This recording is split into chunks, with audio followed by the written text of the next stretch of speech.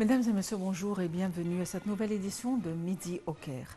Amorçons notre rencontre avec cette nouvelle concernant le chef de l'État, le président Abdel Fattah el-Sisi, qui a assisté à l'iftar annuel des forces armées. Le président Abdel Fattah el-Sisi a valorisé les efforts des forces armées dans la réalisation du développement global et leur capacité à offrir une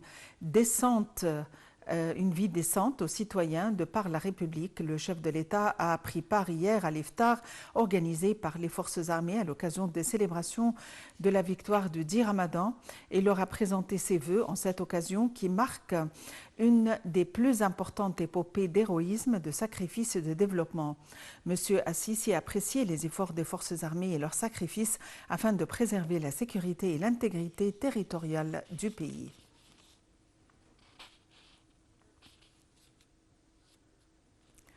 Le Moufti de la République, Chawqi Allem, a félicité hier le président Abdel Fattah el-Sisi, les forces armées et le peuple égyptien à l'occasion de l'anniversaire de la victoire de la guerre du 10 Ramadan, 35e anniversaire de la récupération de Taba.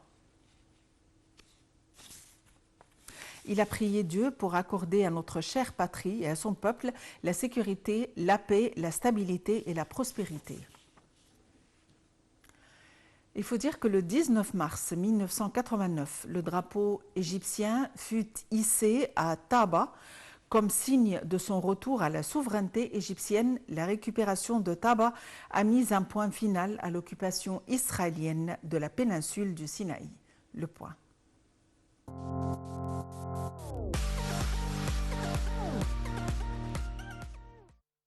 Il y a 35 ans, le drapeau égyptien était hissé à Taba après une longue bataille juridique, une leçon de l'histoire pour les générations à venir.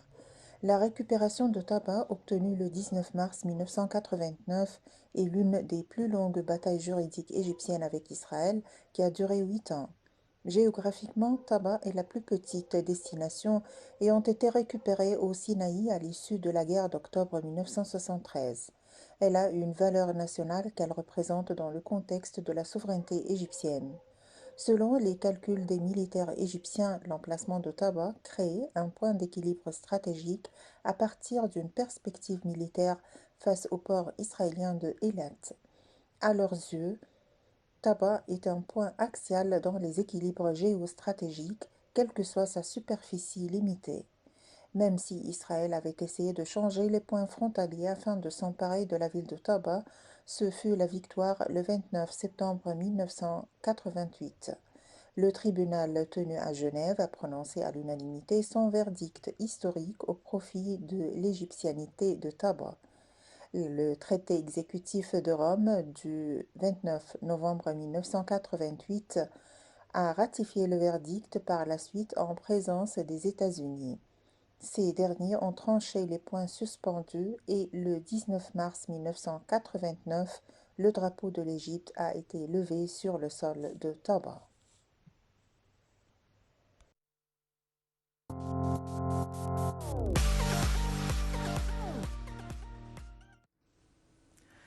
Le président Assisi félicite son homologue russe pour sa réélection pour un nouveau mandat présidentiel.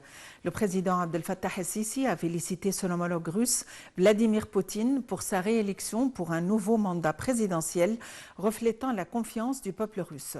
Le président Assisi lui a souhaité tout succès et au peuple russe davantage de progrès et de prospérité.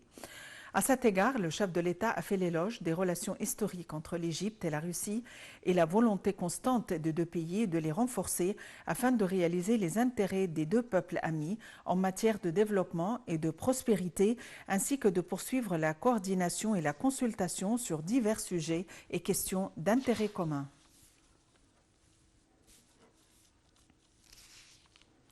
L'agence de notation S&P Global Ratings a revu à la hausse ses perspectives pour l'Égypte, faisant état d'indicateurs positifs pour l'économie égyptienne. Le ministre des Finances, Mohamed Moaïd, a déclaré que le gouvernement travaille avec les agences de notation afin de rétablir la confiance en l'économie égyptienne, rapporte un communiqué du ministère des Finances mardi 19 mars.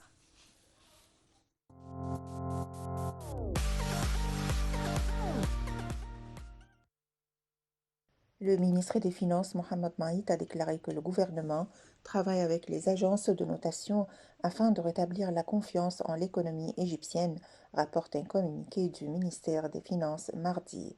Standard & Poor's a pris la mesure des réformes économiques audacieuses du gouvernement égyptien qui visent à exploiter de manière optimale les ressources de l'État et à renforcer la capacité de son économie à attirer davantage d'investissements, s'est félicité M. Maït.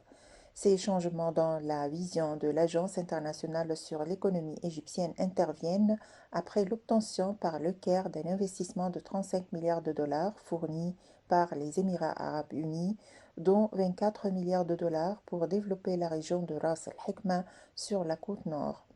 Standard & Poor's estime que les réserves totales en devises de la Banque centrale vont augmenter de 24 milliards de dollars et atteindre 58 milliards de dollars d'ici la fin juin. Selon l'agence, l'amélioration de la note de l'Égypte dépend du renforcement des finances publiques nettes, de la baisse de la dette extérieure et de la hausse des investissements étrangers directs soutenus par la vente des actifs de l'État. Standard & Poor's a déclaré que l'engagement des autorités égyptiennes en faveur d'un taux de change flexible, le programme de réforme mis en place avec le FMI et d'autres financements permettront à l'Égypte de s'adapter aux chocs extérieurs, de réduire l'inflation, les taux d'intérêt et le service de la dette publique. Il y a aussi l'engagement de l'Égypte à resserrer les politiques monétaires et budgétaires, de ralentir les dépenses sur les infrastructures pour réduire l'inflation et de maintenir la viabilité de la dette tout en favorisant un environnement propice à l'activité du secteur privé, souligne le rapport de Standard & Poor's.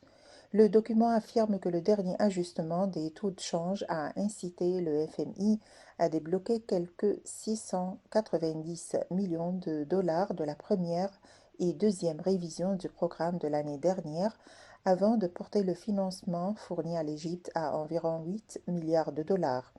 Outre le financement du FMI, Standard & Poor's s'attend à ce que l'Égypte bénéficie d'un financement supplémentaire de plus de 10 milliards de dollars provenant d'autres donateurs multilatéraux et de près d'1 milliard de dollars provenant du programme du FMI de financement climatique.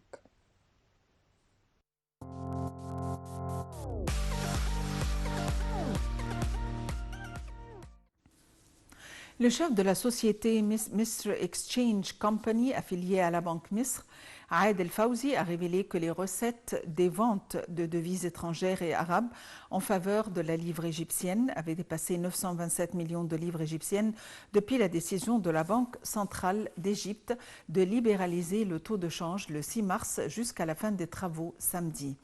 M. Fawzi avait indiqué que les recettes avaient atteint vendredi 92 millions de livres égyptiennes en raison de la forte affluence du public à vendre les devises étrangères et arabes en échange de la livre égyptienne. Il a ajouté que cela était donné à la présence d'un seul taux de change du dollar, ce qui conduit à la stabilité du marché d'échange et à éliminer le marché parallèle.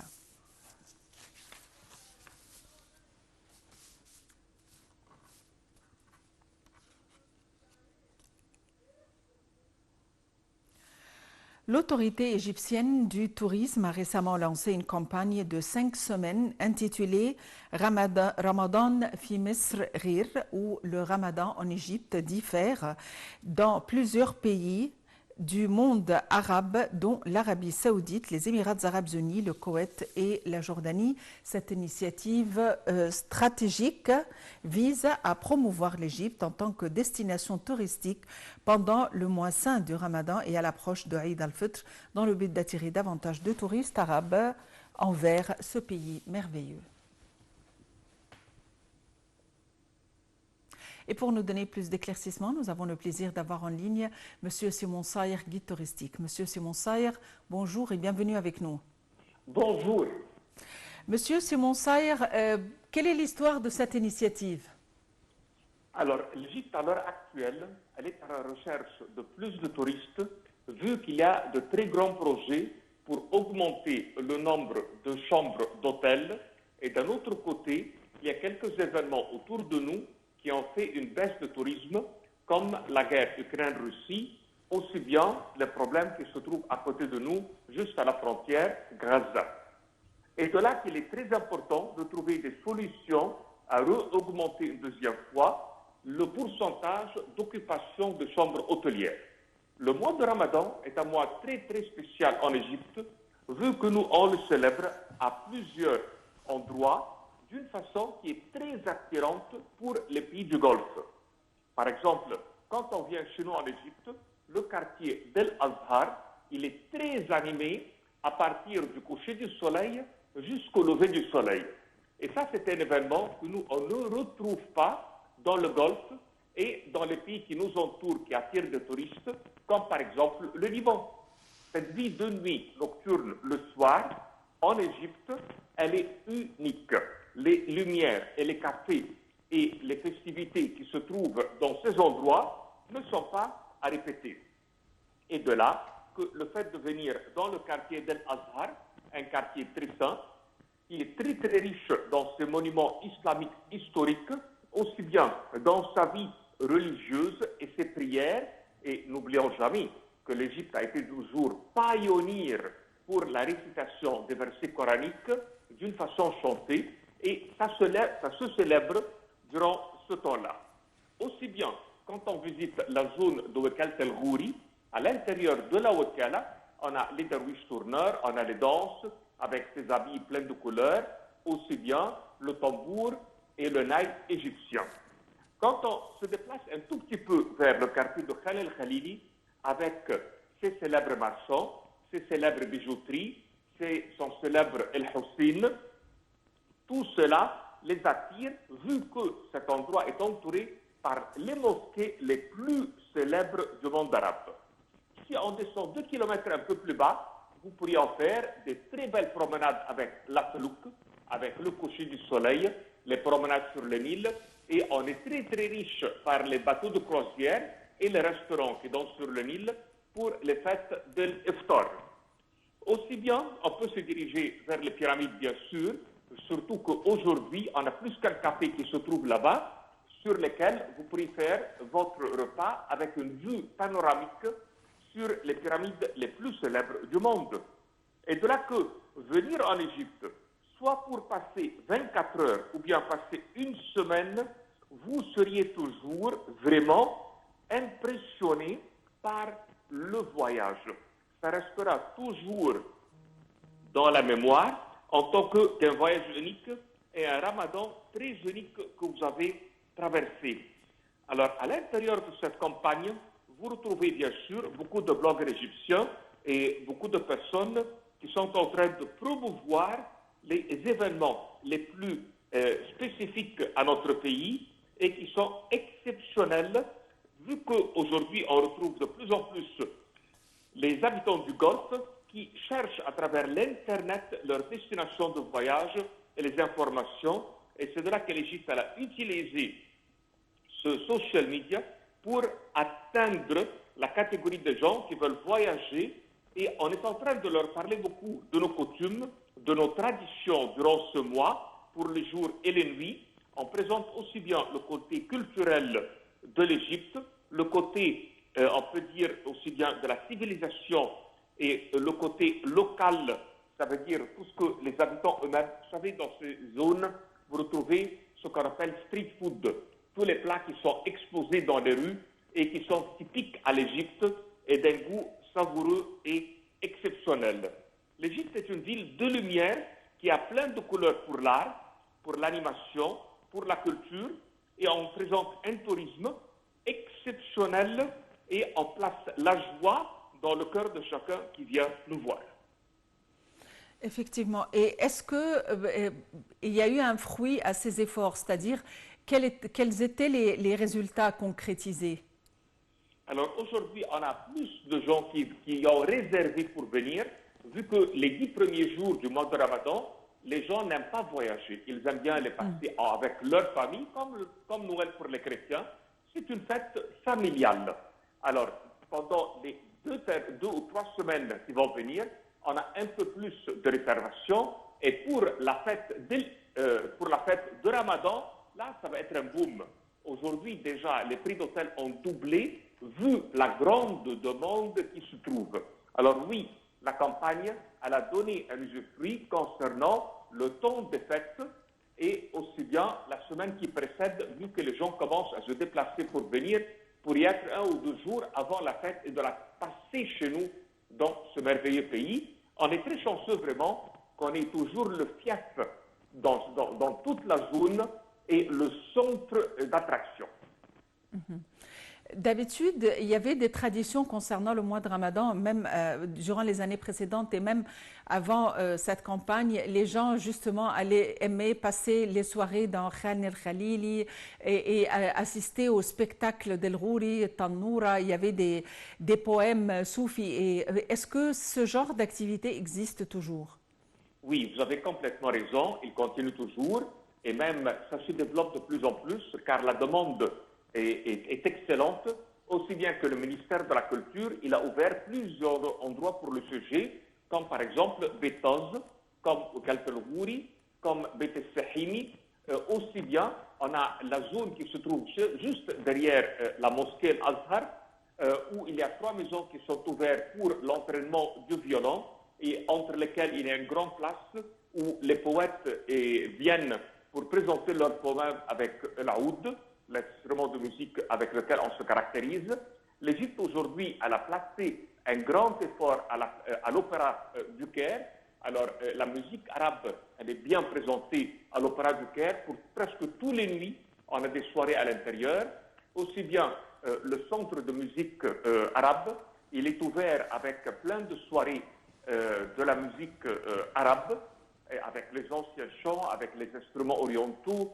Et on retrouve aujourd'hui un retour même des Égyptiens qui ont voyagé comme musiciens pour y travailler durant cette période et animer l'Égypte et présenter l'art et la musique orientale. C'est vrai que ce que vous avez bien dit, qu'il est très, très juste pour que ce soit un point d'attraction. Monsieur Sibon Saher, vous êtes guide touristique. Je vous remercie infiniment pour votre intervention.